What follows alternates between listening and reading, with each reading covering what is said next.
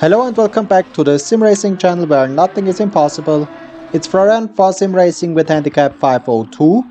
Today we are again in Assetto Corsa Competizione at the recently added track Valencia, and this time I have a track guide for you.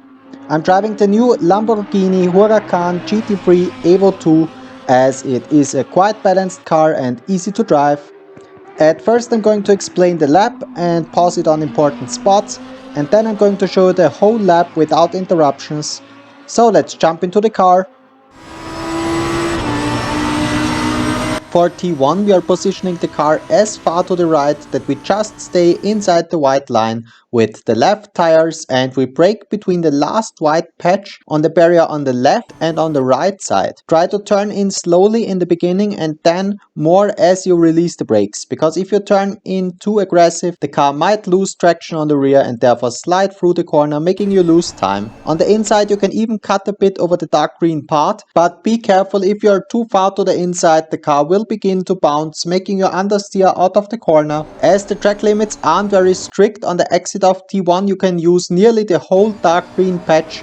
For turn 2 we try to stay close to the white line and don't go further to the outside, otherwise the lap will be invalidated. We brake at the white patch outside the curb and use second gear. In some cars you might need the first gear. At the exit again we just go outside the white line. Through turn 3 we try to be very far on the inside to be able to position the car on the outside for turn 4. We brake at the white patch again, going down to second gear and try to be on the throttle before the apex, using all of the green on the exit as track limits allow it. Then a short tap on the brake, trying to be as far to the inside as possible in T5. Again early on the throttle and opening the steering using the whole track on the outside, otherwise the rear will slip. This time we brake shortly after the white patch on the outside. Try to be early on the inside as the corner is slightly banked there and you will have more grip on the inside. Nearly going over the grass and cutting a bit over the dark green part. Again early and smooth on the throttle, going to the outside using the whole track width. It's important that the rear doesn't slide on the exit as we have a longer full throttle part upcoming and therefore it would cost much time. For turn 8 we go again as far to the outside that we are just inside the white line and brake exactly at the thick white line you can see now. Going down to second gear, again be early on the inside and on the throttle, but go slowly to 100% throttle. If you are a beginner, in some cars third gear might be better for this corner. Cut across the curb of T9 to have a better angle for turn 10 and 11. Don't be too narrow in T10 as we want to go completely to the outside for T11. The fastest way through T11 is by braking slightly after the apex of turn 10, making a late apex in T11 and be early on full throttle. Is another possible line which I would recommend to use in a race. For that line brake exactly at the apex of T10, going earlier to the inside of T11, so at this point you should already be on the inside of the corner and a tiny bit on the throttle. This is more or less as fast as the other line, but the risk of outbraking yourself and missing the apex is way smaller. At the exit of the corner it's again important to go as far to the outside that we just stay inside the white line with the right tires, and then we stay on the outside until the next corner.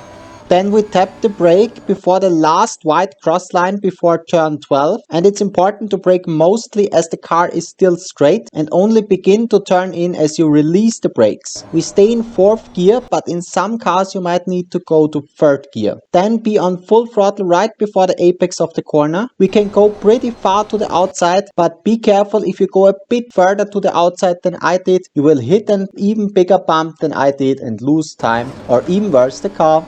Through turn 13 we have to go to the outside because we want to be completely on the outside when we start to brake, which is slightly after the first white cross line. By being on the outside we can brake relatively straight, which shortens the brake distance, and the angle for the last corner is also better. We go as far to the inside as possible, going fully over the dark green carpet. Being as early on the throttle as possible is important as it's quite a long run down to the finish line. Be smooth on the throttle and open the steering, otherwise the rear will slide. Track limits allow you to go fully on the curb on the exit, so you don't have to stay inside the white line. So that was one lap at Valencia. You might have the feeling that you can brake a bit later in some of the corners, but Valencia is a very fluid track.